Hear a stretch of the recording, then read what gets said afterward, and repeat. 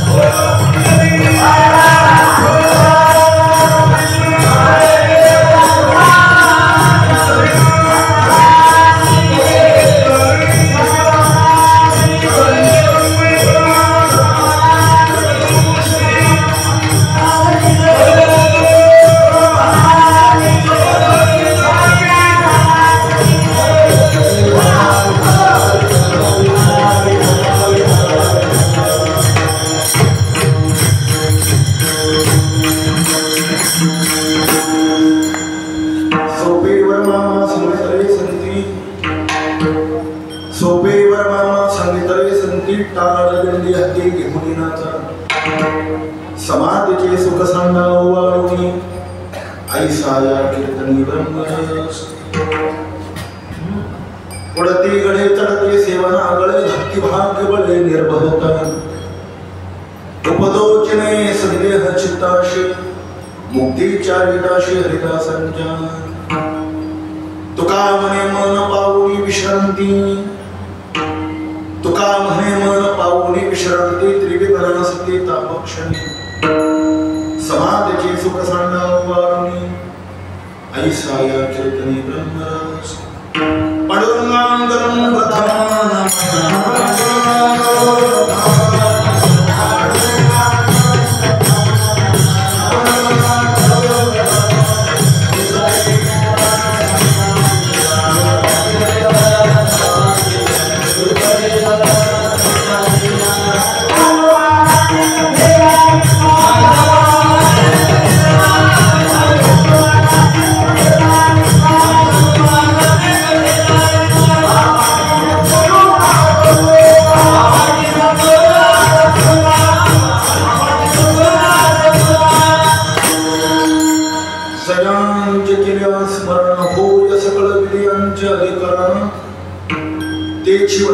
श्री चरण श्री गुरुंचे ते नमस्कारोन्याता काय माझी वाणी मानेला संतांशी रंगो चित्ताशी पुरिया माझी वाणी तुझे वर्णे गुणा ऐसे देई प्रेम काय कळा मस्तक हे पायावरी वार करे संतांच्या समचरण सरोजन सांद्रणी नामुदाभं जगनहित पानमंडनं मंडनानां तरुण तुलसीमाला तन्धनं कञ्जनेत्रं सदय धवलहासं फलं चिन्तयामि कर्पूरगौरं करुणावतारं संसारसारं भुजगेन्द्रहारं सदा वसन्तं हृदयारविन्दे भवं भवानी सहितं नमामि ओम नमो शिवाय Oh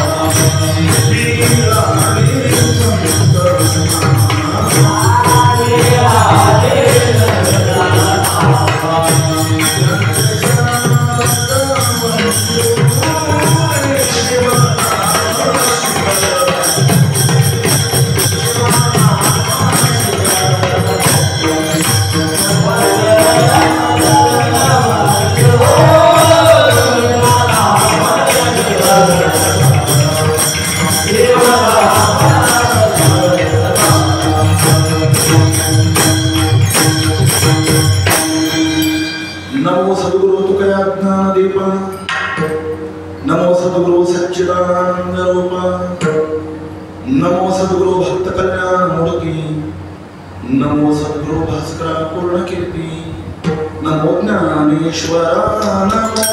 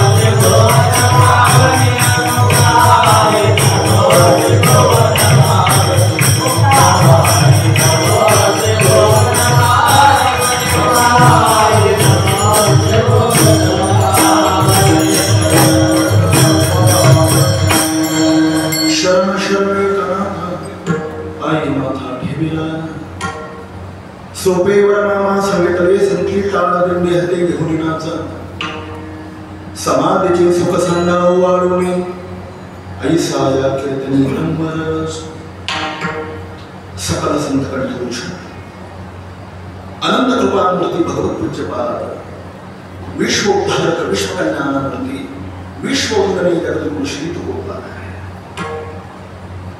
यांचा एक महत्वपूर्ण अभंग आपण चिंतनशील करता निवडलेला आहे.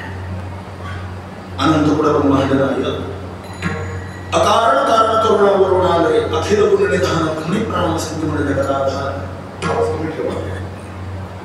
रुक्मिणी प्राण संयमन भगवान श्री पांडुरंगाच्या असीम कृपेने साधकांचे मायबा ज्ञानियांचे राज वैष्णवाग्रगणी अखंड समाधी धन मुक्त कैवल्य तेजोनिधी भगवान विश्वमौली नामधार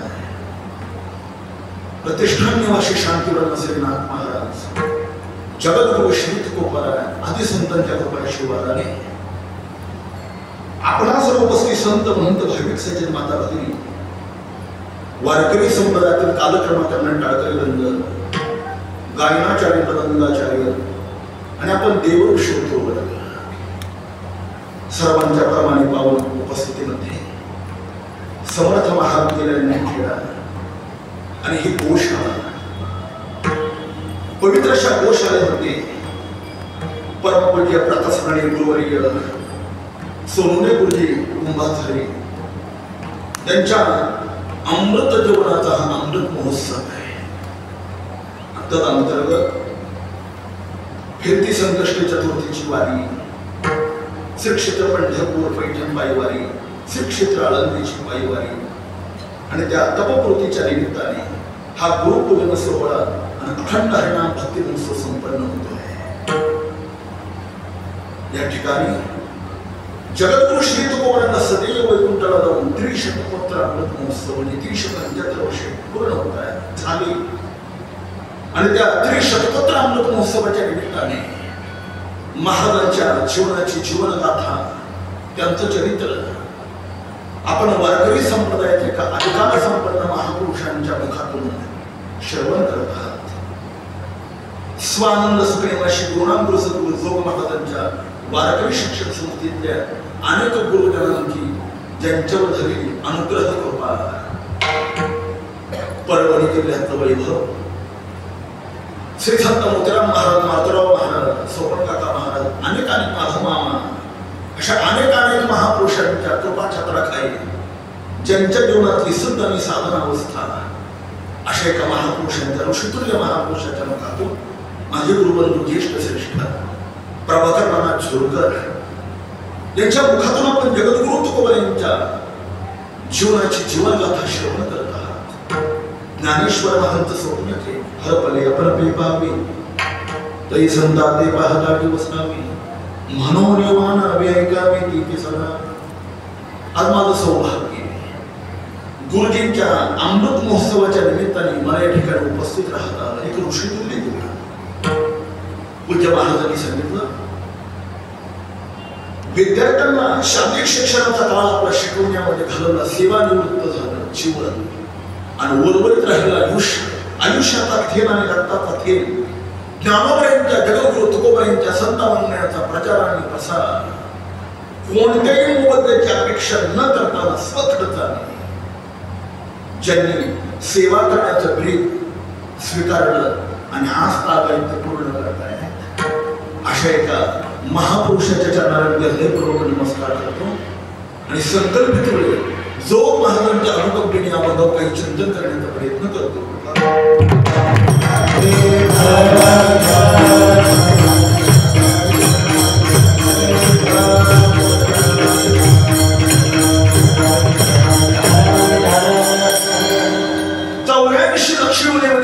जीव आणि जंतू सगळे प्रवासी. हा प्रवास करत असताना अत्यंत बुद्धिमान वर्ग जर कोणता असेल तर केवळ मनुष्यपणाने अत्यंत बुद्धिमान आहे. एका बाजूला माणसाच्या विकासाचा आलेख प्रतिक्षण वर्धमान आहे. प्रत्येक क्षेत्रात त्याची प्रगती, ती राजकीय असेल, ती सामाजिक असेल किंवा ती शैक्षणिक असेल, फक्त क्षमा होतो. अलीकडे अध्यात्म क्षेत्रामध्ये समाजाची प्रवृत्ती आणि मानसिकता दिवसेंदिवस विकृत होऊ लागली. नास्तिकवाद समाजाच्या अंतःकरणामध्ये बोलवलेला आहे. त्याचे अनेक कारण आहे, पण एसपी कॉलेजचे प्रिन्सिपल गुरुनानक श्री मामासाहेबांचे वाक्य सांगतो.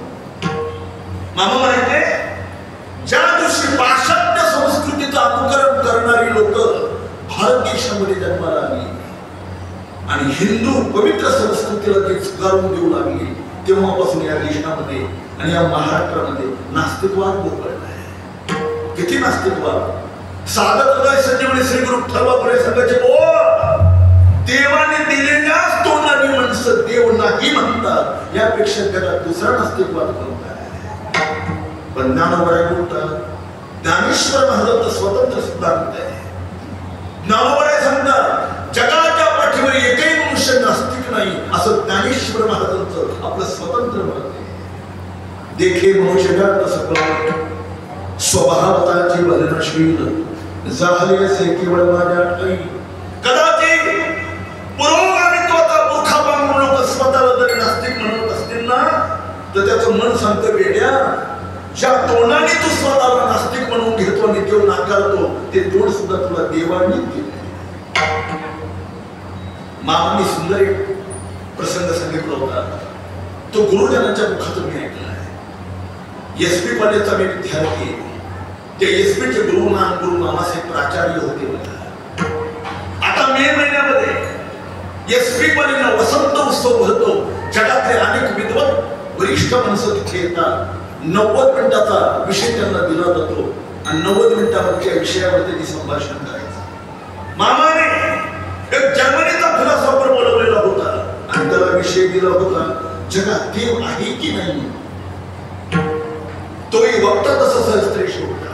क्षमा मागून एक वाक्य म्हणून, वक्ते गावोगाव वक्ता एखादाच आहे. मामांनी बोलवलेला तो वक्ता नव्हता, तो वक्ता होता. 90 मिनिटं इतकं चातुर्याने त्यांनी व्याख्यान केलं आणि व्याख्यानामध्ये त्यांनी पटवून दिलं, जगात देवच नाही. भाविकांच्या पायाखालची माती सरकली राहतात. पण क्षमा मागून होतो, सगळीच माणसं महादेवापुढे मंदिर असतात. चातकासारखा ग्रहण करणारा एकतरी श्रोता राहतो, हा तो असलाच पाहिजे. मी मगाशी का सांगितलं, कानाने कीर्तन ऐकायला काय ना बोले त्याचा गुणधर्म आहे. कीर्तन डोळ्याने ऐकता आली पाहिजे, एवढी एकाग्रता लागते. आता 50 वर्ष कीर्तन ऐकून स्वप्नात पुस्ती भूतात यायला लागली तर कशाला ऐकायचं ते.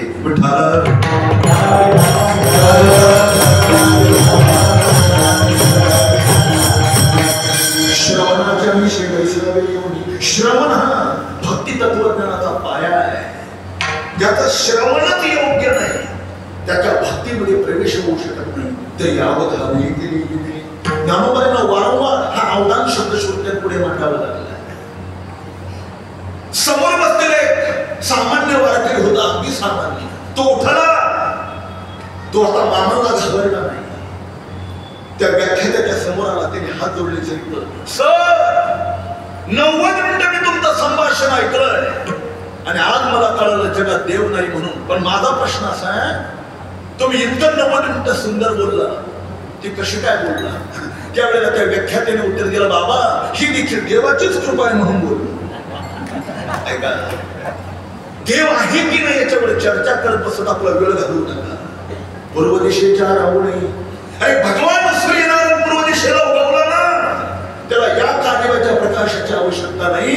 तसं देवाच्या अस्तित्वाकरता मूर्ख आणि अज्ञानाच्या वचनाची गरज नाही.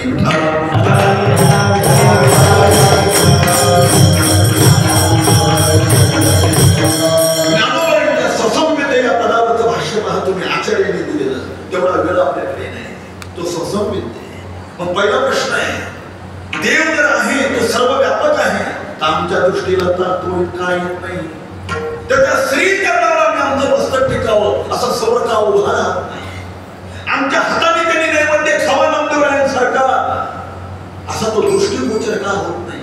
त्याचं उत्तर माझे गुरुजी रामकृष्ण भाऊ विश्लेषण व्हायचे, अरे आपल्यावर आत्मकृपा नाही म्हणून तो दिसत नाही, परमार्थामध्ये गेली आत्मकृपा लागते. म्हणून मग तो कोबा काय म्हणतात, मनोराजा एक देह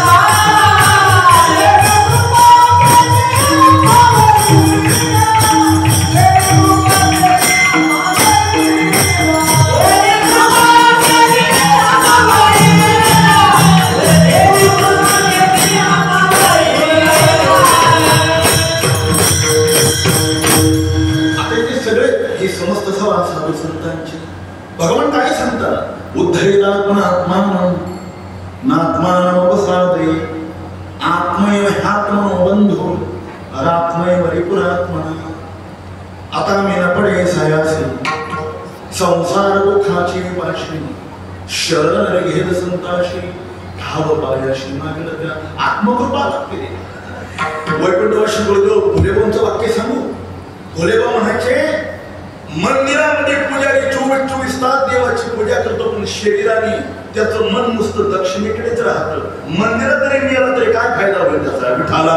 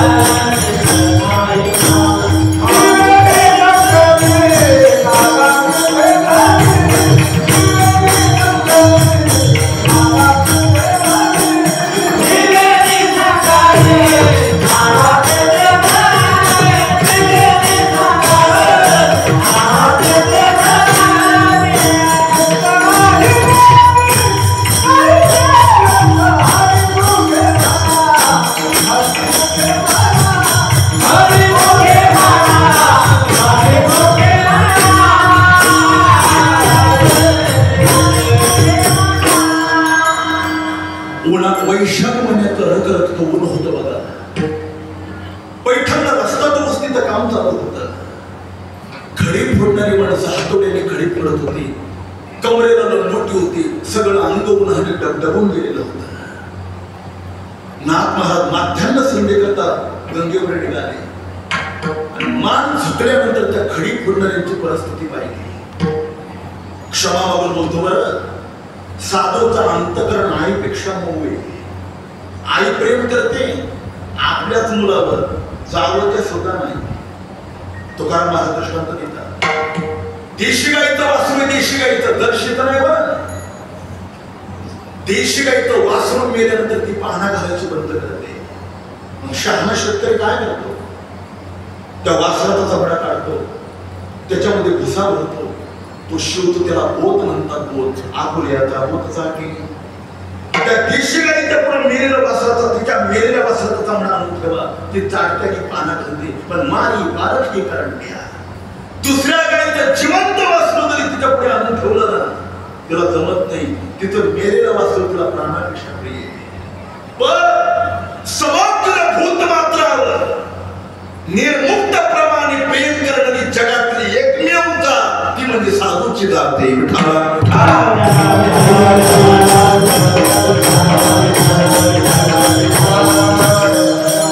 म्हणून ज्ञानाबाई माझी अनाथाची माई, न पाहिजे ती कुलाचा विचार, निर्मुक्तपणे प्रेम करणारी वात्सल्याची जात म्हणजे साधूची. मधु सभाने म्हणे, नाथाने पाहिलं, जवळ गेले, अहो एवढं अंगावरून घमघमाट वाटून घाम सुटलेला आहे. तुमची लहान लेकर अशी उघड्यावर खेळतात हो उन्हामध्ये, एवढं कशाला पैशावर प्रेम करतात, एवढं कष्ट कशाला करतात? त्या खडी फोडणारे सांगतात, बाबा पैशावर प्रेम नाही, अहो एवढं कष्ट केल्याशिवाय गोळाभर अन्न आम्हालाही मिळत नाही आणि आमच्या लेकरालाही मिळत नाही.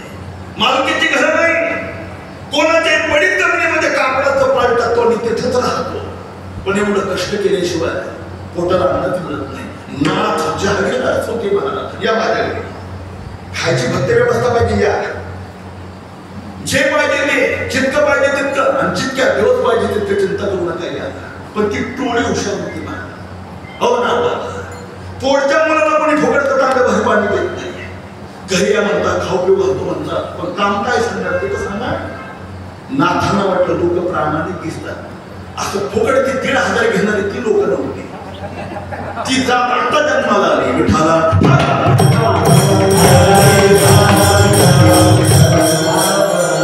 ऋण वैर हत्या हे कोणच केली देतात. या देशामध्ये हे फुकटचं अन्नधान्य घेतो नाही, 1,500 घेतो ना, याचं ऋण सुद्धा फेडावं लागतं.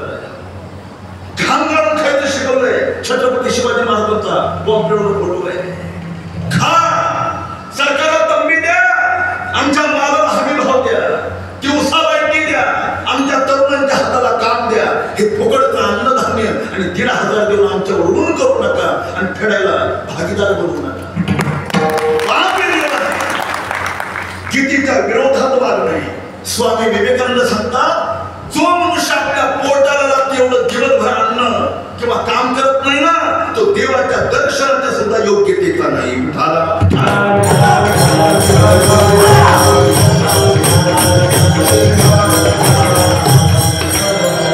कर्मण्यवाधिकार असते ना, कर्म त्यांनी सांगितलं, ना बाबा काम काय सांगणार. नागबाबा म्हणजे माझा श्रीखंड मला काय काम करू देत नाही, तुम्हाला कसलं का? पण ते नुसतं 9ला पंक्तीला जेवायला बरोबर आहे काय नाही, म्हणजे असं की त्यांना म्हणजे बरं काय तुम्हाला तुम्ही कधी काय ते पाहून आता काम तर सांगा. नागबाबाने हे एक काम करा, संध्याकाळी माझ्या घरी तासभर राहून चालतं, ती मी तेव्हा बसणार का? दिवसभर हिंडायचं, झोपायचं, जेवायचं, फिरायचं तुमच्या मनावर. फक्त 1 तासाच्या रामायण होटाला त्याला सगळे आले बघा.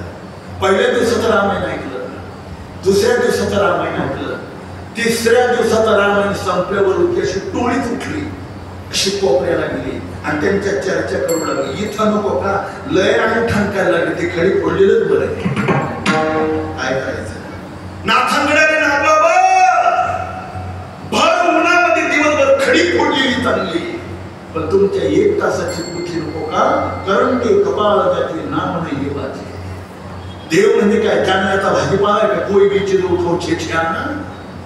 अनंत जन्माचे सुखकरी त्याची मुखी हरी पहिला परमार्थामध्ये पहिले आत्मकृपा लागते, दुसरी शास्त्र कृपा लागते, त्याच पुढे गडगडाला चिंतन, तिसरी गुरु कृपा लागते. आता कृपा भांडवल सोडी परिमाची मतीची पुतळी करी ज्ञान पद्मधुडी थोरा वाटे श्री गुरु सारे कथा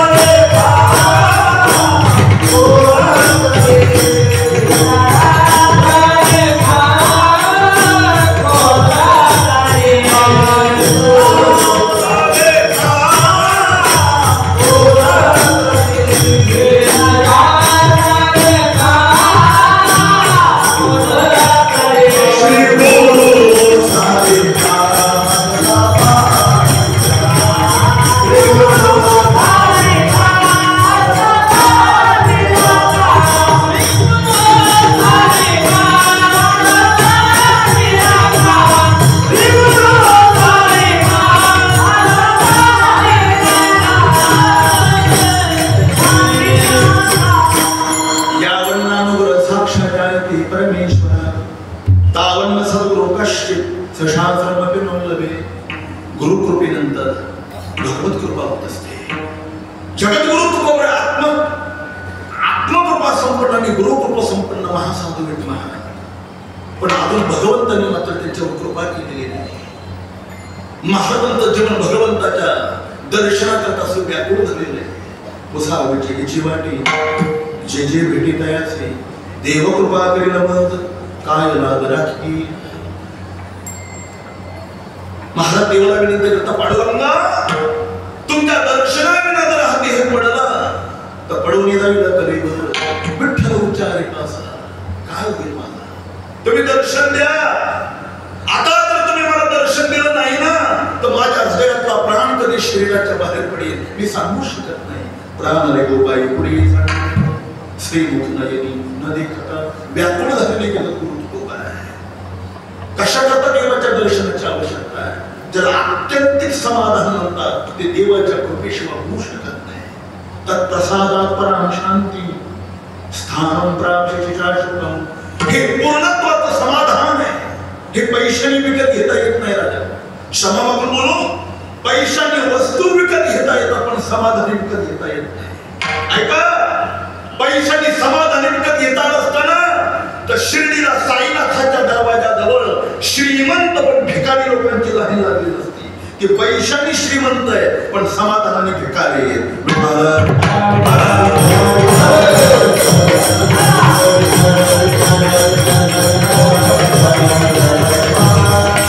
समाधान पैशाने विकत घेता येत नाही, वस्तू विकत घेता येतात. सांगू, कोटी कोटी रुपयाचे बंगले बांधतात लोक, कोट कोट, त्याला नाव देतात समाधान. बंगल्यात नाव कुठून शोधून आणतात, शांती सदर बंगल्याचं नाव आणि बायको नुसती 14 जानेवारी. भांडायला कारणच लागत नाही. याच्यावर भागत नाही लोक. मुलाचं नाव ठेवतात समाधान. ढाब्याहून धरून आणायची वेळ आली मग कळतं उद्या नाव ठेवलं. स्मृती भास्कर बरोबर बंडाचा त्यांचं वाक्य सांगतो, समाधान कुछ दूर की बात आहे. समाधान सोडा. अरे लाख रुपयाची गादी घरी विकत आणताय, लाख, पण त्याच्यावरची झोप किती पैशाने विकत आणायची. अरे बाजारात गेल्यानंतर पतवांना विकत आणता येईल पण भूक किती पैशाने विकत आणणार. भूक आणि झोप जर पैशाने विकत घेता येत नाही तर आत्यंतिक समाधान ज्याला म्हणतात ते पैशाने कसं विकत मिळेल. जरा बोलू, साखर कारखान्याचा चेअरमन आहे पण डॉक्टर म्हणतात आता साखर खाऊ नका का, सगळ्या तालुक्याची तुम्हीच खाल्ली ना, आता कशाला खाता. आता ती उघड आहे, आता गोड खाऊ नका, आता आंबट खाऊ नका, आता तिखट खाऊ नका, आता तुरट खाऊ नका. डॉक्टर साखर कारखान्याच्या चेअरमनला फक्त माती खाऊ नका सांगत नाही. आग लावायची त्या चेअरमनला ते कारखाना काय समोर साखरेने भरलेली मोठे पण मुठभर साखर घेऊन दुधामध्ये टाकण्याची देखील हिंमत नाही का? आरोग्य धन संपदा नावाची सामर्थ्य शक्तीच नाही देवा. जगातला नंबर 1 चा भिकारी येतो विठ्ठल.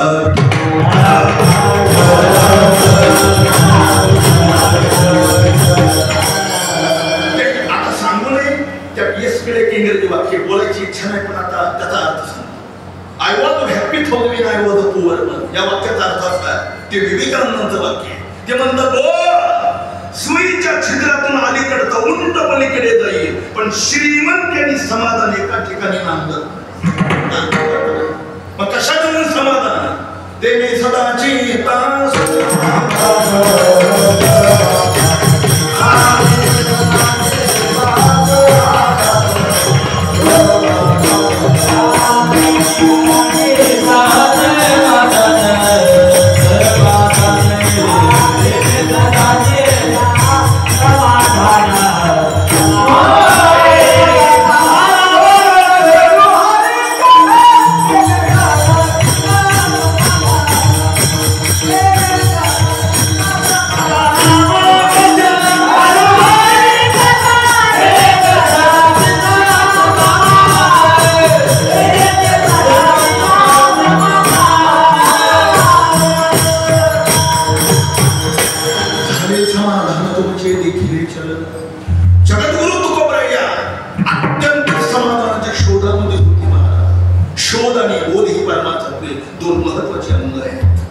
महाराजांच्या जीवनातलं आपल्या पारमार्थिक अत्यंत साधनेचं जे निर्माण झालेले पुण्य ती फलद्रूप झालं. महाराज छातीला हात लावून सांगतात, आम्ही एवढी भगवत भक्तीची साधना केली, तुका म्हणे श्रम केला, तुका म्हणे झाला अवघा व्यापार, आम्ही फळाशी. काय झालं? 15 दिवसा माझे साक्षात्कार झाला. विठोबा विठ्ठल निराकार प्रस्तावना मी अधिक वेळ घालवत नाही, कारण वेळच खूप कमी आहे. 7:45 मी व्याख्यान करण्याकरता लागलो. पांडुरंगाने दर्शन दिल्यानंतर महाराजांना विचारलं, महाराज योगी जपी तपी मुळी संन्याशी, त्यांना स्वप्न संकेश्वर आपण धरे राहायचं होत नाही. हे दृढ अपरोक्ष साक्षात्कार तुम्हाला झाला. भगवान श्री पांडुरंगाने सगळं रूपांमध्ये तुम्हाला दर्शन दिले.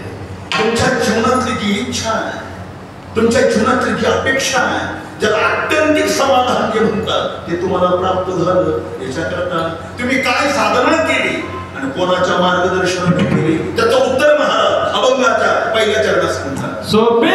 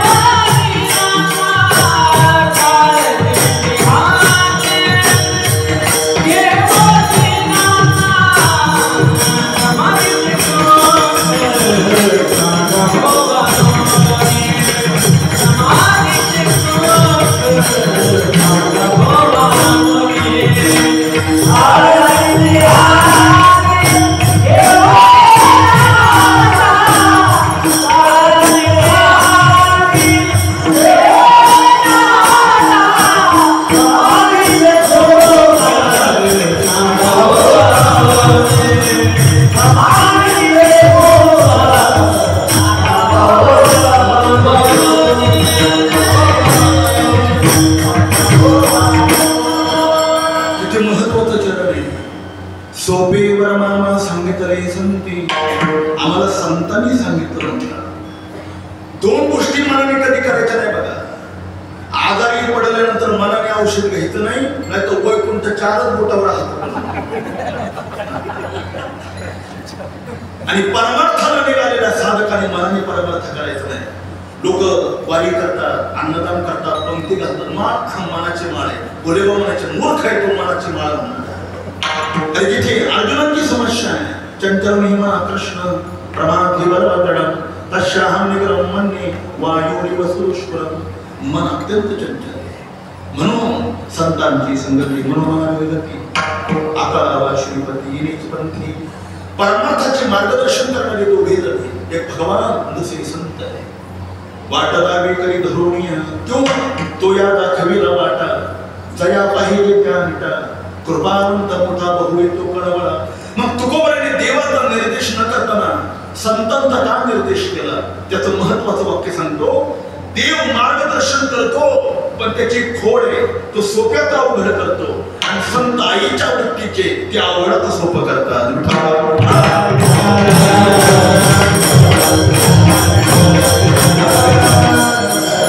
सोप्याचं अवघड कोणालाही करता येईल पण अवघडाचं सोपं कोणाला करता येत नाही. ती कला आहे. मुंबईसारख्या शहरामधला एक मुलगा परिस्थिती बदलली बापाने खेडेगावामध्ये शिक्षणाकरता ठेवलं. आता तो मुंबईला जन्माला आलेला त्याला गावाकडचं काहीच माहित नाही. शाळेमध्ये गेला पाठ्यपुस्तकामध्ये शब्दाला कोल्हा आता त्यांनी ती पाहिलं नाही कधी माहित नाही. ते कोल्हा म्हणजे काय त्याला समजेल. त्यांनी विचारलं गुरुजी की कोल्हा म्हणजे काय? गुरुजींनी सांगितलं बाळू तुला इतकं सोपं कळत नाही का रे? काय कोल्हा म्हणजे जम्बू. आता ज्याला कोल्हा कळत नाही त्याला जम्बू कळेल. हे सोप्याचं अवघड करणे. संत अवघडाचं सोपं करतात. काश्याला एका माणसाची दाखल बसली. अनेक प्रयत्न करून पण दाखल का अवघड आहे. म्हणून त्र्यंबकशास्त्री जोशी नावाची निष्णात राजवैद्य होते त्याला तिथे आले. आम्ही ऋषी संस्थाला राहत होतो. गुरुबाई भांच्या मात्र सुट्याला विनायक गुरुजी होते. जातीवंत नाडी परीक्षण करणारे जन्मताच आणलं होते ती व्यक्ती. मांजर समेत मुसलमानाने त्यांची परीक्षा पाहण्याकरता सगळ्या गावाला एकत्र केलं. सांगितलं आपण विनायक गुरुजींची परीक्षा पाहू. गुरुजी माझी बेगम आजारी आहे. तिला काय झालं हे नाडी परीक्षणाने तुम्ही ओळखायचं. पण ऐका आम्ही मुसलमान असल्यामुळे आमच्या स्त्रियांचा हात आम्ही परपुरुषाच्या हातात देत नाही. मग तुम्ही नाडी परीक्षा कसं करा? आता ती विनायक गुरुजीच होते. चिंता करू नका. तुमच्या बेगमच्या उजव्या हाताला करकतून दोरा बांधा. त्याचं एक टोक माझ्याकडे घेऊन या. मी लागली ओळखतो तुमच्या बेगमला काय झालं. याच्या बेगमला काही झालं नव्हतं. त्याला परीक्षा पाहिजे होती. त्याने काय केलं सगळ्या समाजासमोर विनायक गुरुजींची फजिती व्हावी म्हणून अशी दूर एका म्हशीला उभं केलं. तिच्या पायाला दोरा बांधला आणि त्याचं एक टोक विनायक गुरुजींच्या हातात केलं. गुरुजी बघा की माझ्या बेगमला काय झालं. गुरुजींनी दोऱ्याचं टोक हातात घेतल्यावर लक्षात आलं ही माणसाची नाडी नाही पशुची नाडी. कोणाचा अंदाज घेत होता माथ्यानं आलं होतं. हे बघा तुमच्या बेगमला काही झालं नाही. एक कडब्याची पेंडी आणि बादलीभर पाणी पाजा. बेगम अगदी ठणठणीत होईल.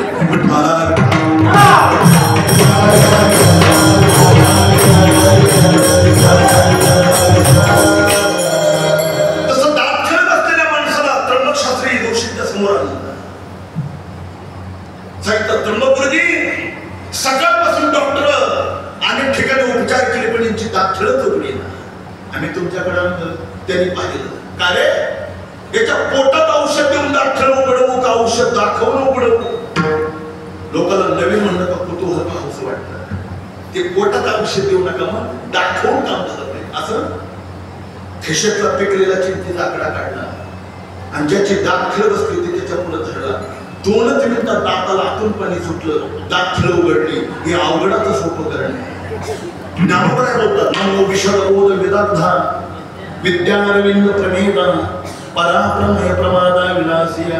अरे अवघड असलेलं वेदांताचं हे तत्वज्ञान वैदिक अनुष्ठान पण समाजाच्या दारादारापर्यंत पोहोचण्याकरता संतांनी टाळ आणि मृदंगाच्या माध्यमातून घराघरापर्यंत पोहोचवलं. लावो मृदंग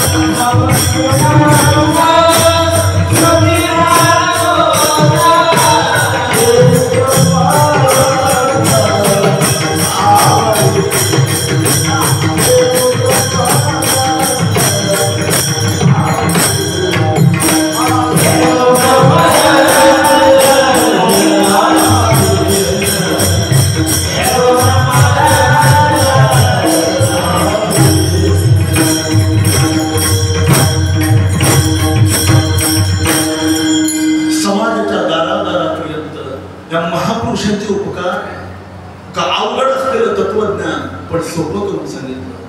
मग तो कोराय सांगता ही सोपं करण्याची कला संतांची.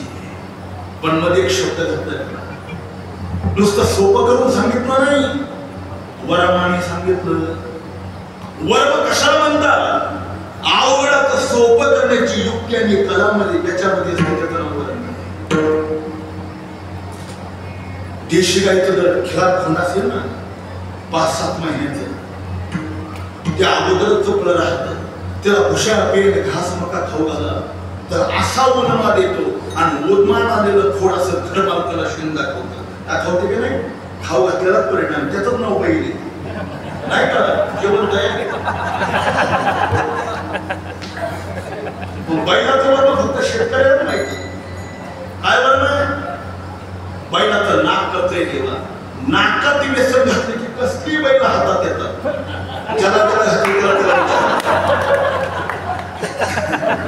बैलाचं घोडा घोड्याचं काय वर्म आहे? घोड्याची दाढ कच्ची आहे बघा. दाढेमध्ये काटेरीला काम टाकला का घोडा ताब्यात येतो. हत्तीचं काय वर्म आहे? हत्तीचं गंडस्थळ करतोय देवा. गंडस्थळाला अंकुश लावला, हत्ती ताब्यात येतो. कधी इकडे वाघ दिसतो तर त्याचे वर्म सांगतो. वाघाचं काय वर्म आहे? वाघ दिसला का पळत जायचं आणि कान घट्ट पकडायचे, वाघ ताब्यात येतो. मी काय प्रयोग केला? मी 1989 आणि 91 माझी गुरुजी रामकृष्ण भाऊ बरोबर धुंदाबाहंच्या चरणाजवळ बसलेलो. मी त्यांचं दर्शनही केलेलं. ते म्हणायचे वाघ कानात खात असतो. वाघ काय?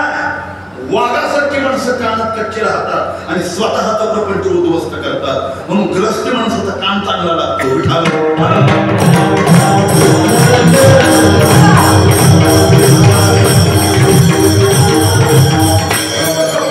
सगळ्यात अवघड आहे. बहुनाम जन्म नामंते ज्ञानवान प्रपद्यते वासुदेव सर्वमिति स महात्मा स दुर्लभः मनुष्याणां सहस्रेषु कश्चित् यदभिषेदे यतितामपि सिद्धानां कश्चित् न वेत्ति तत्त्वतः अस्ति क्या महापुरुष नाम करायचं म्हणतात. विरळा पावे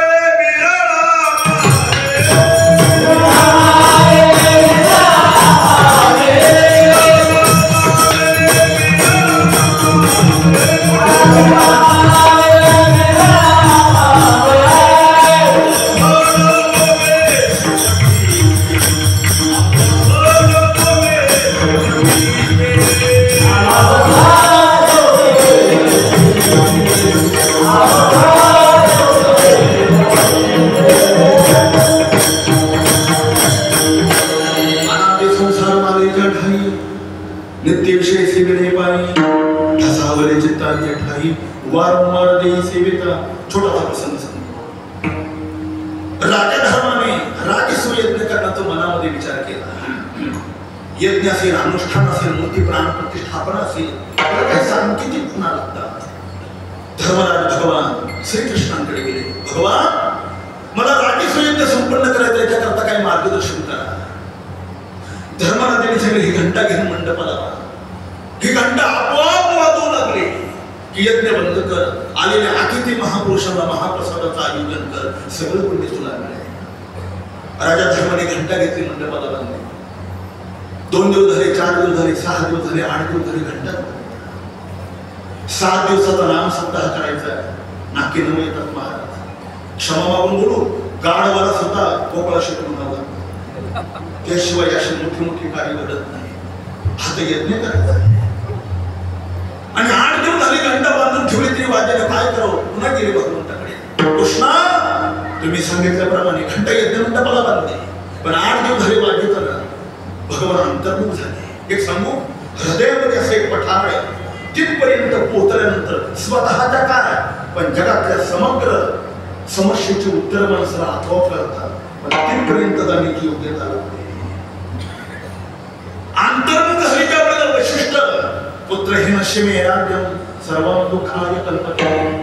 अशा वेळेला वैशिष्ट्य अंतर्मुख झाले आणि राजा दशरथाला पुत्रहीन कामेष्ठी यज्ञ करण्याची सूचना त्यांनी केली.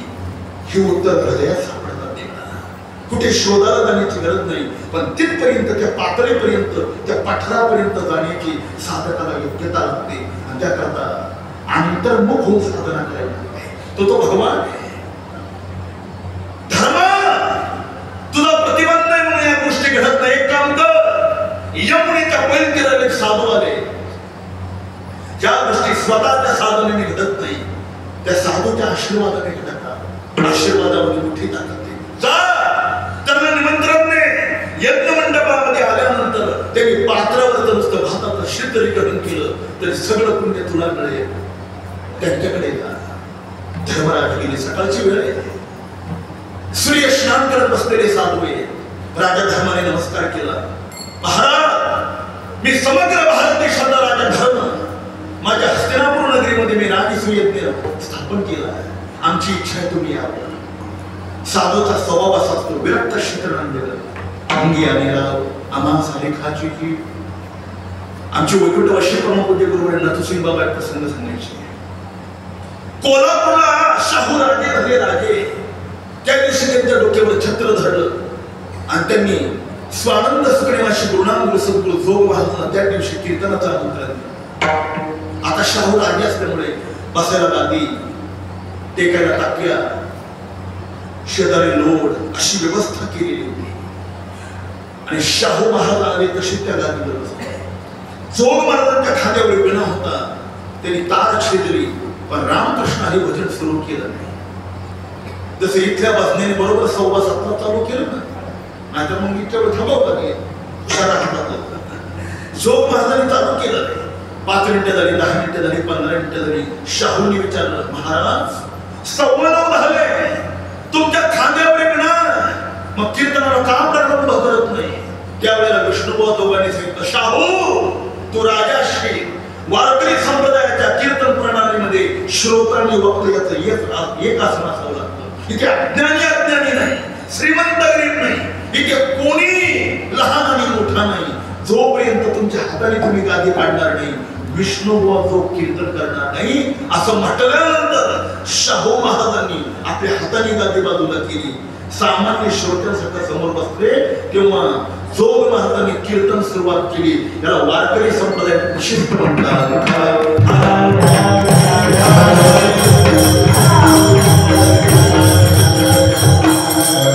मला हा प्रसंग झोल करणाऱ्यांनी गादी नाकारली त्याच वेळेला आठवलं होतं.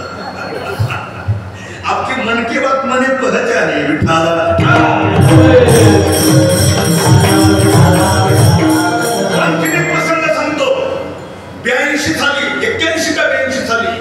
पंढरपूरच्या लोकमान्य पटांगणामध्ये परमपूज्य प्रियराजकाचार्य शुक व्यक्तिमत्व डोंगरीजी महाराजांचं श्रीमद भागवत चालू होतं.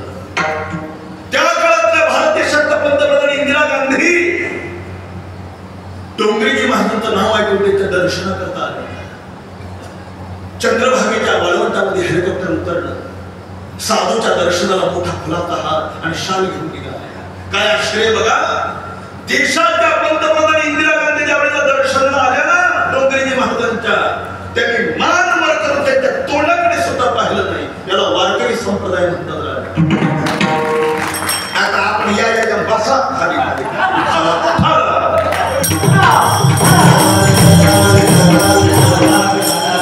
क्षेत्राजवळ उभी राहण्याची लायकी नाही. त्याच्या पैशा करता लोक त्याच्या मागे शट्ट हलवतात आणि कीर्तनकार 2-2 तास वर्णन करतात. त्या वाणीमध्ये तपश्चर्याचं सामर्थ्य कसं राहिलं राजा हो विठाला.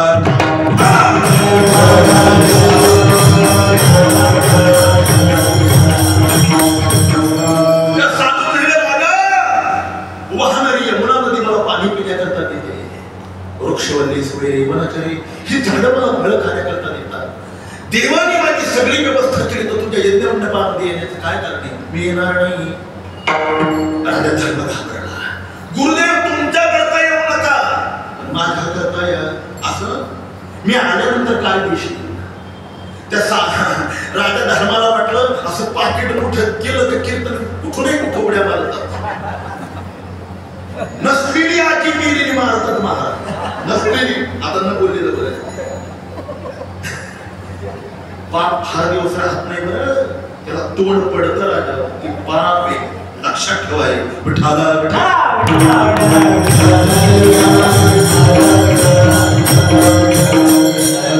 किती दिवस जातो घेऊन आहे आणि कोणा करता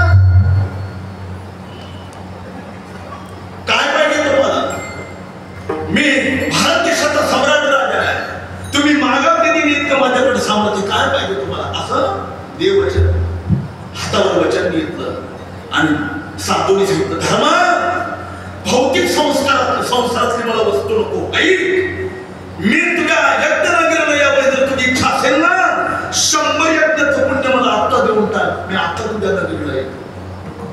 धर्मराजाच्या मनात करून घ्या मला एका यज्ञाचं पुण्य मला करायचंय, तर त्याच्याकरता मी तुमची विनवणी करतोय.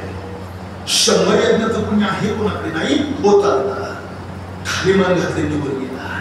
भीम अर्जुन नकुल सहदेव पाहताय तर मला साधूने तो प्रश्न विचारला, मला 100 यज्ञाचं पुण्य लागतं, कोणाकडेच नव्हतं. नाही लागली यमुनेच्या काठावर सगळे चिंता करू बसले.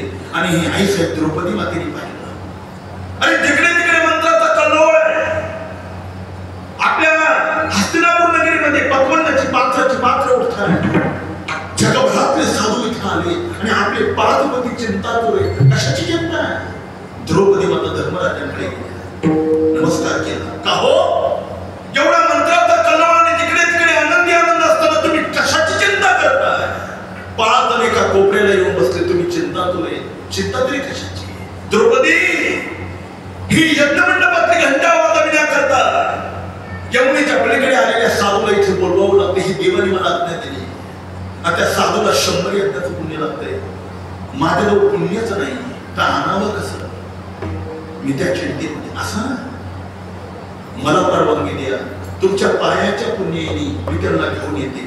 राजा धर्माला तर अंगाला घामा. श्री गुरु विठ्ठलबा घोल्यांचे एक म्हण सांगतो, आमची नगरी म्हणे. घोलेबा म्हणायचे, ओ ज्या खोल समुद्राच्या पाण्यात उंट बुडतो उंट, तिथं शनीने म्हणावं का माझ्या आळापणी भिजतील म्हणून. आता इथं आळापणी पुढे उंटाची मदार मूर्तिमंत धर्म आहे देवा, ज्यांचं नाव युधिष्ठिर आहे, पण जीवनामध्ये एवढं पुण्य केलेलं त्यांनी, म्हणून त्यांचं नाव धर्म आहे. आणि धर्माजवळ हे पुण्य नाही. तर द्रौपदीकडे आलं होतो, तिने सांगितलं फक्त परवानगी दिला. शंका करू, शंका विचार दिली परवानगी, ती निघाली. तिने वळवा आपण नियम असा, साधूच्या आणि देवाच्या दर्शनाला जात असताना कमीत कमी 50 पावलं तरी माणसाने अनवाणी पायाने चालत नाही. कमीत कमी 50 पावलं आम्ही डोळ्याने पाहिले. आमच्या येडशीच्या दिंडीमध्ये गुरुवडे धुंडा महाराज आणि शंकर महाराज कंदारकर चालायचे. भाऊच्या दिंडीत चातुर्मास शेवटचा कार्तिकीला लवकर संपवून कार्तिकी ते पंढरपूरची जी वारी आहे, जी दिंडी आहे, त्या दिंडीमध्ये सहभागी व्हायचे. धुंडा महाराजांचा शरीर म्हणजे कमळापेक्षा मोठं महाराज. इतकं तसा सुंदर पुरुष माझ्या 47-48 वर्षाच्या वयात मी अजून पाहिला नाही. एखाद्या हिरोनीला जरी त्यांच्या पुढे उभं केलं असतं ना, ते तिथं सौंदर्य महाराजांच्या सौंदर्यापुढे फटक पडलं असतं. सूर्य प्रकाशासारखं त्यांनी आयुष्यभर ज्ञानेश्वरीची साधना केली. त्या तपश्चर्येचं जे त्यांच्या श्रीमुखावर होतं, कमळासारखं शरीर होतं. ऊन जर लागलं तर पायाला बोरासारखी पुढे येत होती गुरुवरे मोठ्या महाराजांच्या. ते काय करायचे? चिरमुट पायाला बांधायचे, त्याच्यावरून वडाचं पान बांधायचे, त्याच्यावरून गुणाचं रूट बांधायचे आणि आणवाणी पायने येडशीतील पंढरपूर पायी वाटचालीत भजन करत महाराज स्वतः पताका पडशी कंबर खाऊन महाराज दिंडी बरोबर चालत होते. आणवाणी पायाने चालायचे. बाहेर पायकन घातलं नाही.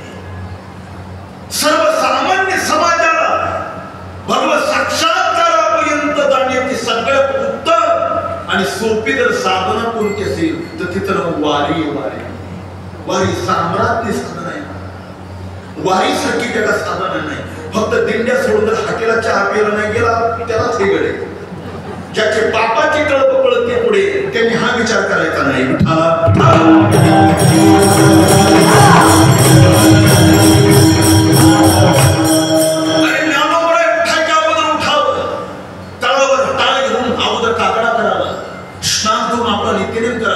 दिंडीमध्ये चालावं. अल्पोहार पारा करता ज्ञानोबराय थांबले का मग थांबावं. दुपारच्या महाप्रदाचा करता ज्ञानोबराय थांबले तर मग थांबावं. संध्याकाळच्या विश्रांतीला तळावर कीर्तन, मग जेवण, रात्रभर जाग, मिळाली तर झोप, सकाळी टाळ घेऊन पुन्हा चालावं. त्याचे नाव पाहिजे. द्रौपदी माता अनवाणी पायाने निघाल्या. हातात ते फक्त भगवंताच्या नामचंद्राची ती मालिका होती, ती माळा घेतली. महाराणी असलेल्या द्रौपदीने ज्ञाना घेतला नाही, कुठल्या वाहनात बसले नाही. श्रीकृष्ण जय कृष्ण, श्रीकृष्ण जय कृष्ण असं भगवत भजन करत निघाले. साधू तिथे बसलेले होते. नमस्कार केला. महाराज, मी पांडवांची पत्नी अर्धांगिनी द्रौपदी. राजसूय यज्ञ आमच्या हस्तिनापूर नगरीला चालू आहे. आमची इच्छा आहे तुम्ही या. त्या साधूने पहिला प्रश्न विचारला, द्रौपदी तुझ्या 5 पतीला मी विचारलंय 100 यज्ञाचं पुण्य मला पाहिजे. तर तुझ्याजवळ सामर्थ्य असेल 100 यज्ञाचं पुण्य देण्याचं तर दे, मी आता तुझ्या नंदरीला येतो. तिने एकच उत्तर दिलं, महाराज तुम्हाला 100 यज्ञाचं पुण्य पाहिजे का अधिक यज्ञाचं पुण्य पाहिजे याचा विचार करा. आणि मग द्रौपदीला मागला. महाराज बसलेले सिंहासनावर त्या दगडावर उठले, द्रौपदी एवढं पुण्य तू कुठून मिळवलं एवढी साधना सांग, मी आता तुझ्या बरोबर येतो. तिने सांगितलं तुम्हाला भक्तिशास्त्र मान्य आहे. त्या साधूने सांगितलं मी स्वतः भगवत भक्त आहे. मग भक्तिशास्त्राचा नियम असा आहे, राम नामाचं चिंतन करताना एक पाऊल जमिनीवर टाकला की एक यज्ञ होतो. राम नामता वाट चालली, यज्ञ पावला पावले, कोटी कोटी यज्ञ नित्य जातानी, एक हरिनाम पदाकडे. मी माझ्या यज्ञशाळेपासून तर तुमच्या आश्रमापर्यंत या ठिकाणापर्यंत भगवंताचं नामचिंतन करत आले. त्याच्यात कोट्यावधी यज्ञ झाले, कोट्यावधी.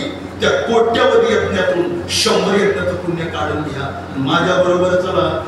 साधूने खाली मान घातल्याने द्रौपदी बरोबर आली. मी कशाकरता सांगितलं, जे 5 पांडवांना बरोबर कळालं नाही, देव द्रौपदीने जसं सांगितलं ना तसं जे वेदाला कळत नाही, जे शास्त्राला कळत नाही, अहो जे देवाला कळत नाही तर कोणाला सांगतात. ते वर्म आम्हाला संतांनी सांगितलं. कोणता वर्म आहे? टाळ दिंडी हा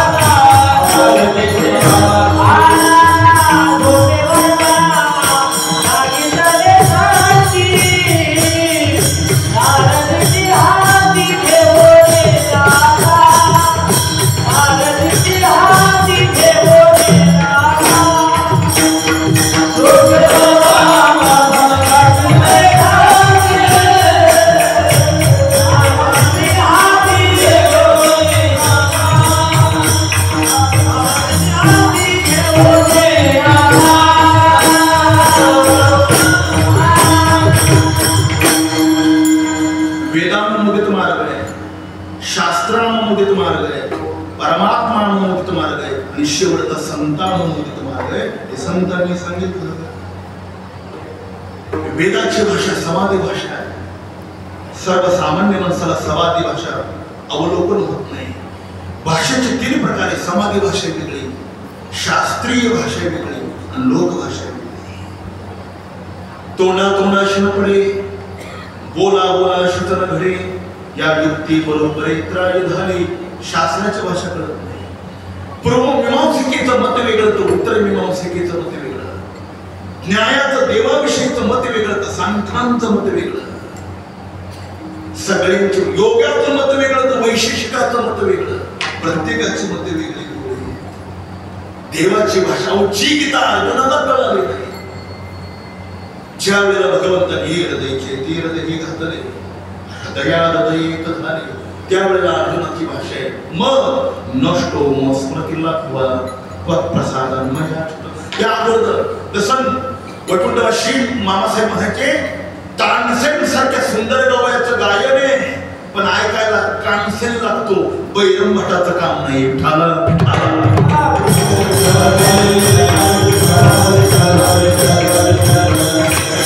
शास्त्राचं पांढा अध्ययन करावं लागतं. सामान्य माणसाला ह्या गोष्टी कळत नाही.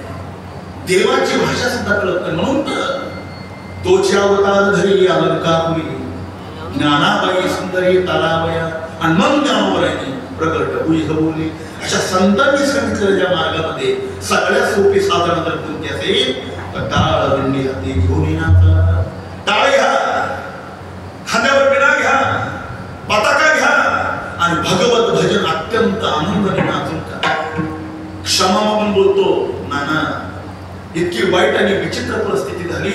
लोक दुसऱ्याच्या रात्री वरातीत नाचतात पण टाळ घेऊन हरिपाठामध्ये नाचायची, पाहून खेळायची लाज वाटते.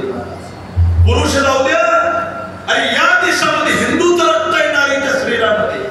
यत्र नारीस्तु पूजन्ते रमन्ते तत्र देवता असे वेद सांगतात. आणि ती नारी, ती स्त्री संध्याकाळच्या लोकांच्या वरातीमध्ये तिने नाचावं, नवरदेव करणे निघाल्यानंतर नाचावं.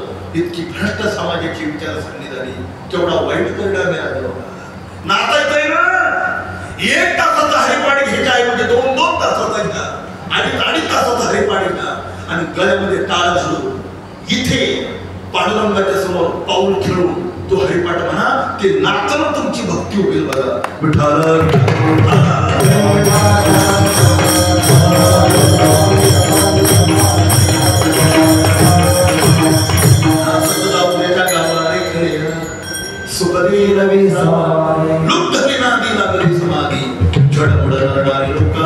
पंडित ज्ञानी योगी महानुभाव एक थोडासा विचार करूया. फार नाही.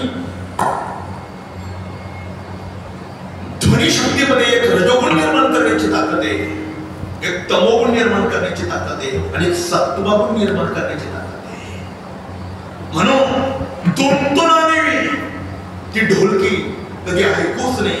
ते तमप्रधान वाद्य, हार्मोनियम रजोगुणी वाद्य, क्षमा बोलतो. म्हणून भारतरत्न पुरस्कार मिळालेले असे काही गवई हार्मोनियम सोडल्यानंतर, भजन संपल्यानंतर ढाब्यावर जाऊन जेवण करतात.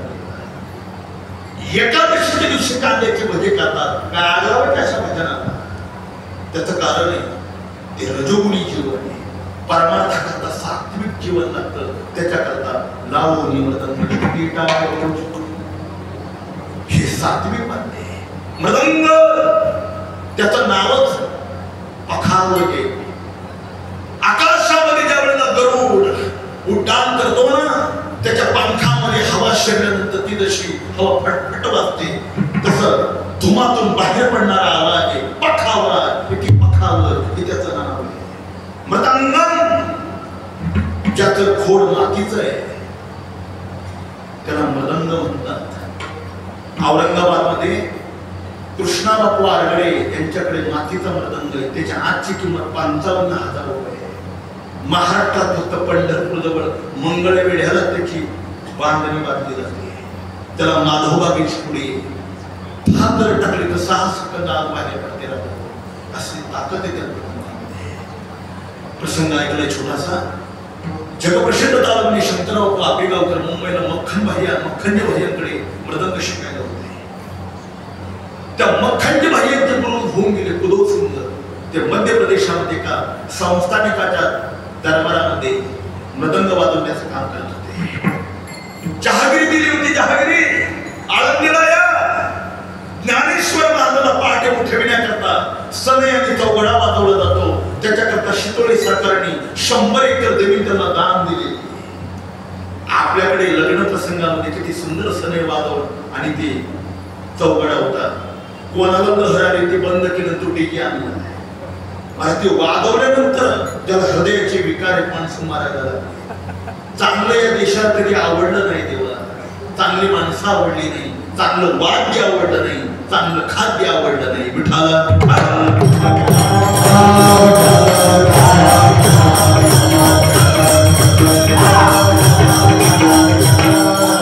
गुरुसिंगांना वाजवण्याकरता जहागिरी दिली होती. फक्त दिवसभरात 1 तास मृदंग वाजवायचा. एके दिवशी राजाचं दुपारी जेवण झालं. वामपक्षी करण्याकरता आपल्या राजमंचावर पडाला. झोपच या अंगावर त्या अंगावर त्या अंगावर या अंगावर. शेवटी सांगितलं जा प्रधानाला सांगितलं कुदो सिंगांना बोलवून घ्या. सांगा हे पखावट सुना, मला तुमचा पखवाज ऐकायचा. आता ते म्हाताराला घरी होतं. महाराज वैकुंठवासी गुरुदेव भिक्षिंग महाराज म्हणायचे कलाकाराची अशी जात आहे. आली मनाला निघाली शेंदाला तर बसली उन्हा कंसा तो वारकरी कलाकार सोड. विचित्र जात राहते महाराज. आता ते म्हाताराला घरीच होतं. ते हे प्रधान मला तुझ्या राजाने पहाटे मृदंग वाजवण्याकरता जहागिरी दिली. हे काय कोणत्या वेळेला कोणत्या वेळेला मी वाजवणार नाही. तुझ्या राजाला गेल्याची इच्छा पण मला वाजवण्याची नाही ना. मी वाजवणार नाही. किती राजा असतो महाराज. 3 गोष्टींचा शस्त्रावचन मध्ये आज्ञा भंगोदरेंद्रानं विप्रानं मानखंडनं प्रत्यक्षयाशनारीनं अशा सर्वांमध्ये उच्चते. राज आज्ञेचा जर कोणी भंग केला तर त्याचा शस्त्रावचन मध्ये.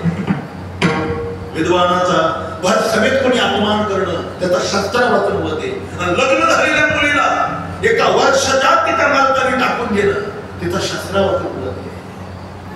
राज आज्ञेचा भंग झाला. राजाला राग आला. याला उन्मत्त हत्तीच्या पायाखाली द्या.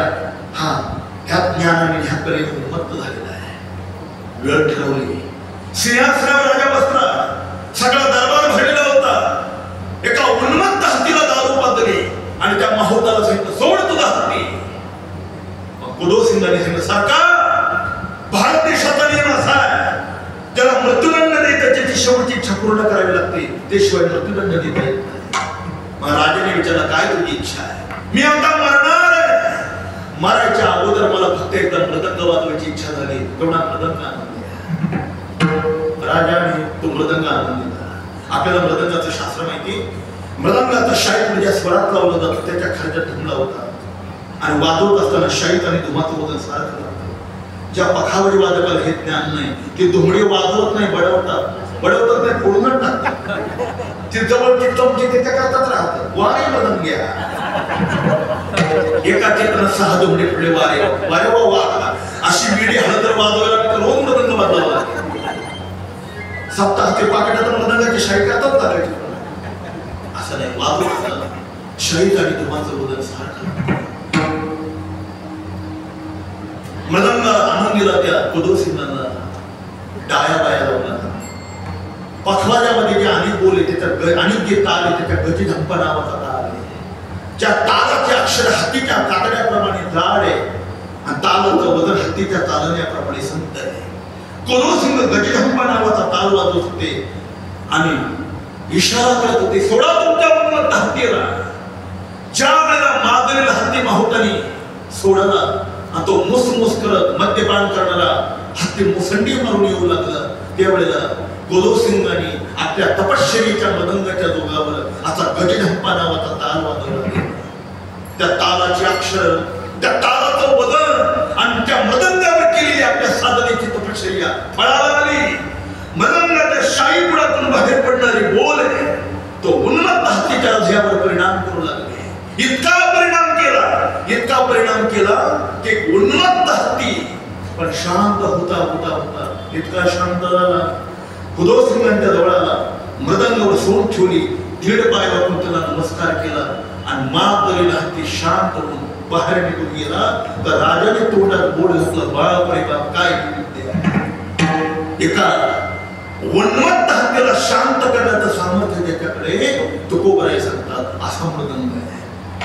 मृदंगाला तो अनुभवात वाजतीता अनुक्षीर गीतरसा अनुभव तन्मय सकळ नामावली केशव कृपावर धातुवाद्य आणि बिना तंतुवाद्य या दोघा तिघांचा खूप मोठा इतिहास आहे. याच्यातच सांगून आपला वेळ घेत नाही. हे नादब्रह्म आणि भगवत भक्ताच्या मुखातून बाहेर पडणार नामब्रह्म आहे.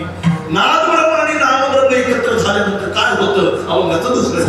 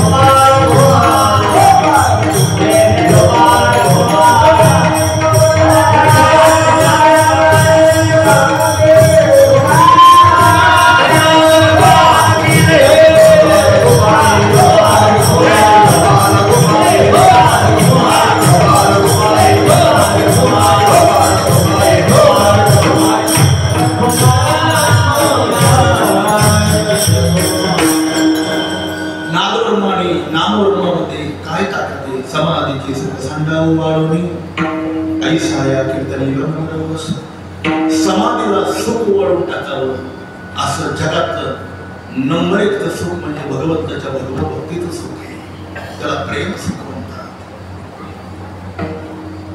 समाधीमध्ये यम नियम प्राणायाम प्रत्याहार धारणा ध्यान आणि समाधी एकमेकावर आश्रित आहे. भक्ती सुखाला दुसऱ्या आश्रयाची आणि दुसऱ्या साधनेची आवश्यकता नाही. तुकाराम महाराज म्हणतात असं भक्ती सुख आम्हाला प्राप्त झालं. ऐसा या कीर्तनी नमस. त्या कीर्तनाचे प्रकार आपल्याला माहिती आहे. नामसंकीर्तन, गुणसंकीर्तने, लीला संकीर्तने आणि स्वरूप संकीर्तने. त्याचा विस्तार नको, फक्त एक प्रश्न उपस्थित करतो. तुकोबरा, तुम्ही म्हणता ब्रह्म कीर्तनाने आम्हाला ब्रह्मसुख प्राप्त होत आहे, प्रेमसुख प्राप्त होतं, मग आम्हाला कीर्तनाने झोपा का लागतात? लोकांनी चटके चुटके सांगितले पाहिजे, विनोद केले पाहिजे, हिंदी गाणी म्हणले पाहिजे. समाजाची ही कीर्तन करून अपेक्षा का? जे कीर्तन तुम्ही करता तुमच्याच अभंगावर आम्ही कीर्तन करतो, मग एवढा अंतर का? त्याचं कारण ब्रह्मसुखाचा अनुभव घेण्याकरता एकतर योग्यता लागते आणि दुसरा अधिकार लागतो. सूर्याचं प्रतिबिंब पाण्यामध्ये दिसतं, पण कोणत्या पाण्यात? गडोळ पाण्यात सूर्याचं प्रतिबिंब दिसत नाही आणि चंचल असलेल्या पाण्यामध्ये दिसत नाही. पाणी स्थिर लागतं आणि स्वच्छ लागतं. मनही निश्चल झाली पीठाने तयावरी काही तसं नामामृत गुडी वैष्णवाला झाली योगी असा दिले जीवन काळा. ज्या काळात राजा अकबर दिल्लीचा सम्राट बादशाह झाला, त्या काळात तानसेन नावाचा निष्णात गवई त्यांच्या राजदरबारात होता. किती निष्णात! सायंकाळ झालेली आहे, अशा वेळेला त्या दगडाच्या दिव्यामध्ये कापसाच्या वाती वळवून ठेवायच्या. तानसेने पटदीप नावाचा राग आळवल्यावर पटापट दिवे लागायचे. अशा त्याच्या साधनेचं सामर्थ्य होतं. श्रावण महिना, आकाशामध्ये ढगाई कपाळ झालेले, पण पाऊस तर पडलेला नाही. अशा वेळेला तानसेने दरबाराच्या बाहेर यावं, आकाशाकडे बघावं आणि मेघमल्हार नावाचा राग आळवावा, पाऊस पडायचा. हे सगळं दृश्य अकबराने पाहिलं आणि तानसेनला प्रश्न विचारला, तानसेन, तुझ्या गुरुजींच्या भजनाने तू जर इतका सुंदर गातोस तर मग तुझे गुरुजी किती सुंदर गात असतील, मला तुझ्या गुरुजींचं भजन ऐकायचं आहे. तानसेने सांगितलं, सरकार, माझे गुरुजी राजसत्तेपुढे चुकत नाही आणि वाकत नाही. तुम्हाला जर माझ्या गुरुजींचं भजन ऐकायचं असेल तर हे राजवेश उतरून ठेवा, सामान्य वेश धारण करा, मग माझे गुरुजी तुमच्या पुढे गातील. असं कुठे राहतात तुझे गुरुजी? वृंदावनला. त्यांचं नाव हरिदास प्रभू आहे. अकबराला छंद होता. अकबर तानसेनच्या बरोबर वृंदावनला आले. हरिदासांच्या पर्णकुटी पुढे बसले. हरिदासाने एक तारा घेतला, तार छेदली आणि एकच छेदा होती. परमपूज्य गुरुवरी शांतीबाबा मारुती बाबा एक वाक्य सांगत असतात, ज्याच्या हृदयाला देवाने स्पर्श केलेला आहे त्याच्या शब्दाला आणि वाणीला परिपक्वता येते. विकले आले सगळे अमृतीचा. आम्ही ज्या परंपरेच्या अनुयायी आहोत त्या स्वानंद सुखदेव श्री गुरुनाम सद्गुरु जोग महाराजांच्या परंपरेमध्ये गुरुनाम गुरु गोंडर स्वामी महाराज झालेले. ज्या काळात माईकच्या व्यवस्था नव्हत्या, स्वामी महाराजांनी आपल्या आयुष्यामध्ये कधी सारेगमप सुद्धा गायलं नाही, पण त्यांच्या सकाळच्या पहाटच्या काकड्याच्या भजनाला त्या काळातला संगीतातला सम्राट बादशाह बालगंधर्व जागा मिळत नाही म्हणून रात्री 2-2 वाजता अगोदर बसत होता ना. स्वामी महाराजांच्या हृदयाला संत सम्राट ज्ञानेश्वर महाराजांचा स्पर्श झालेला होता. त्या वाणीमध्ये ताकद होती. त्याशिवाय ह्या गोष्टी घडत नाही. हरिदासाने तार छेदली आणि एक छेद अडवले, राजाला समाधी लागली. हरिदासाच्या लक्षात आलेलं समाधी लागली, भजन बंद केलं, मांडीवर थाप टाकली, अकबराला जागा केलं. अकबराने नमस्कार केला, तानसेनच्या हाताला धरलं आणि वृंदावनाच्या वेशीच्या बाहेर आणल्यानंतर काय प्रश्न विचारला ऐका. तानसेन, अरे तुझ्या गुरुजींचं एकदाच भजन ऐकलं तर मला समाधी लागली आणि तुझं भजन ऐकता ऐकता मी म्हातारा झालो. अरे साधी झोप सुद्धा मला कधी आली नाही. तुमच्या दोघांमध्ये एवढा अंतर कसं काय पडलं? तो तानसेनच होता. त्याने काय उत्तर दिलं ऐका. सरकार, माझ्या गुरुजींच्या भजनाने तुम्हाला समाधी लागते ना, त्याचं एकच कारण आहे का, माझे गुरु तुम्ही जी गाता ते फक्त देवा करतात गाता म्हणून तुम्हाला समाधी लागली. मी गातो ते धना करता का पण झोप तरी कशी. एक योग्यता लागते, दुसरा अधिकार लागतो. आपलं हृदय स्वच्छ लागतं देवा. येऊन गोपाळ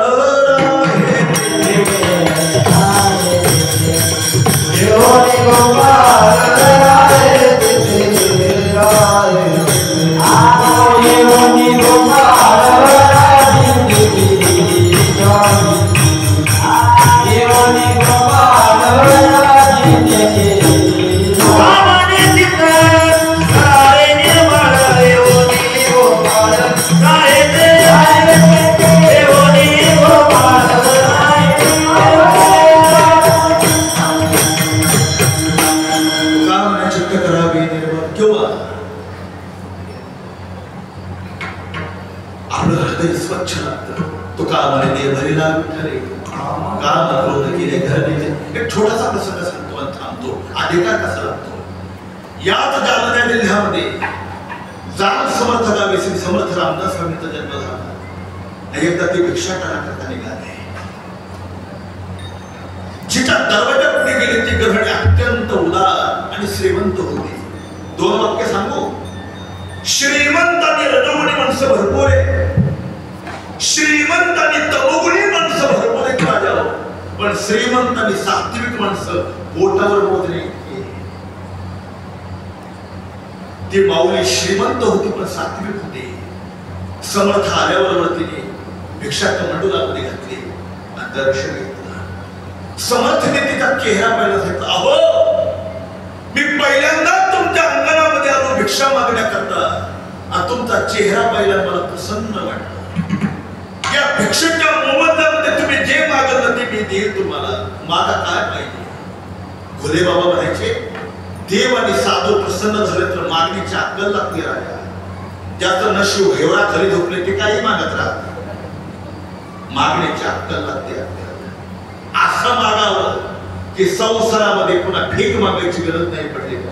करी मेराचा नाश उदय होई प्रकाश थोडी आशा प्रकाश करी. तिने सांगितलं मी मागत ते देणार. अगं वचन देतो मी तुला. तू मागशील तेच मी देणार. असं मग मी ऐकलं तुम्हाला भगवान प्रभू रामचंद्रांचा साक्षात्कार झालेला. मग जर तुम्हाला त्यांचा साक्षात्कार रामाचा झाला असेल त्या श्री रामचंद्रांचं तुम्हाला दर्शन तुमच्या कृपेने व्हावं दुसरी इच्छाच नाही. त्यांच्या अंगाला तर दरदरून घाम. शस्त्र आणि शास्त्र कोणाच्या हातात येता येत नाही. एखादी तलवार लहान मुलाच्या हातामध्ये गेली तर करंगळी उतरून घेईल का. शस्त्र चालवण्याची त्याची बुद्धी नाही. तो अनभेद्य आहे. आणि शास्त्र कोणाला सांगू नये. क्रोध विश्वासाच्या शोध कैसा व्यर्था पुलिवाच्या श्रम नाही. पण आता पर्याय वचन दिलंय. हे बघ उद्या सकाळी आल्यानंतर तुझी इच्छा मी पूर्ण करेल. तिला आनंद झाला. सकाळ झाली. स्नान केलं. चुलीवर सुंदर तांदळाची खीर बनवली आणि समर्थांची वाट बघत बसली. समर्थांनी स्नान केलं. अंधी पुरकलं. हातामध्ये कमंडलू घेतला आणि त्याच्या रस्त्याने निघाले. मनात एक विचार जागा झाला. अंजला राम द्यायचं त्याची परीक्षा तर बघू. म्हणून रस्त्याने जाता जाता गायीचं शेण समोर दिसतं. उचलून आपल्या कमंडलूवर टाकलं. पुढे गेले काड्या कचरा टाकला. पुढे गेले खडे दिसले ते टाकले. जे भेटेल त्या कमंडलूला टाकलं आणि घाणेरड्या वस्तूने कमंडलू भरवलं आणि तिच्या जवळ आले. जय जय रघुवीर समर्थ. तिला आनंद झाला. स्वामीजी तुमच्या दयेने आणि कृपेने मला भगवान प्रभू रामचंद्रांचं दर्शन होणार आहे या शंकाच नाही मला. पण ऐका ना तुमच्याकरता सुंदर तांदळाची खीर बनवली. ती घेण्याकरता हे पात्र द्या. तुमचं कमंडलू मला घेऊन माझी खीर घ्या आणि मला भगवान श्रीरामांचं दर्शन द्या. माझी तेवढीच इच्छा आहे. असं तर हातातला कमंडलू तिच्याजवळ दिला. तिने त्याच्यात पाहिलं शेण काड्या कचरा खडे अशा घाणेरड्या वस्तूने ते भरलेलं होतं. तिने म्हटलं स्वामीजी तुमच्याकरता बनवलेली सुंदर तांदळाची खीर आहे. ती घेण्याकरता असं घाणेरडं कमंडलू मला तुम्ही दिलं. अशा अस्वच्छ कमंडुलामध्ये माझी खीर कशी काय घालीन मी. मला कमंडल स्वच्छ द्या, तुमचं पात्र मला स्वच्छ पाहिजे. समर्थ हसले आणि काय उत्तर दिलं ऐका. अहो, तुमची खीर घेण्याकरता माझं कमंडल जर तुम्हाला स्वच्छ लागतं तर माझा श्रीराम तुम्हाला द्यायचा आहे. तुमचं हृदय स्वच्छ नको, त्याशिवाय राम कसा भेटून राजा. या दोन गोष्टीला परमार्थात योग्यता आणि अधिकार त्याच्या जवळ आहे. त्याला समाधीचे सुख सांडा उभारणी ऐसा या कीर्तनी ब्रह्मर वेळ संपली ज्ञानेश्वर.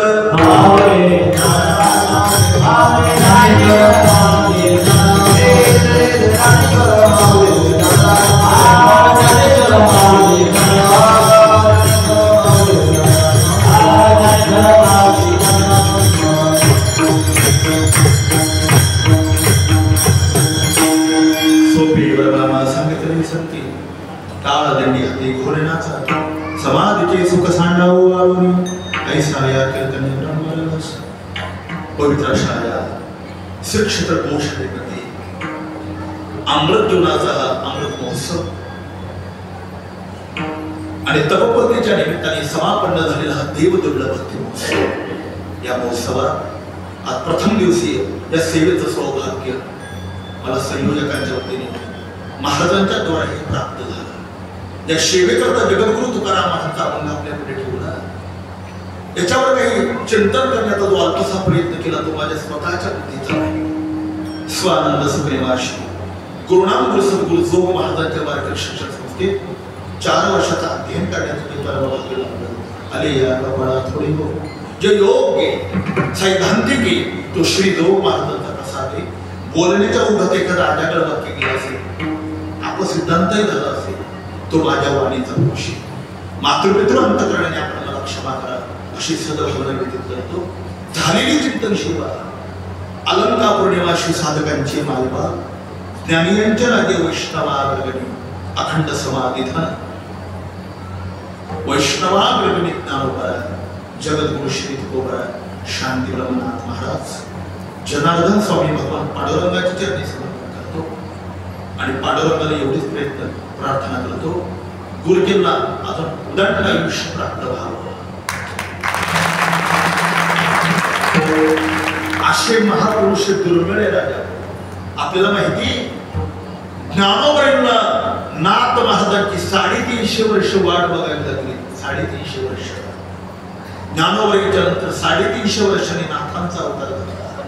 तर त्यांना एवढी वाट बघावी लागली तर गुरुजींसारखे महापुरुष आपल्या समोर उपस्थित आहे.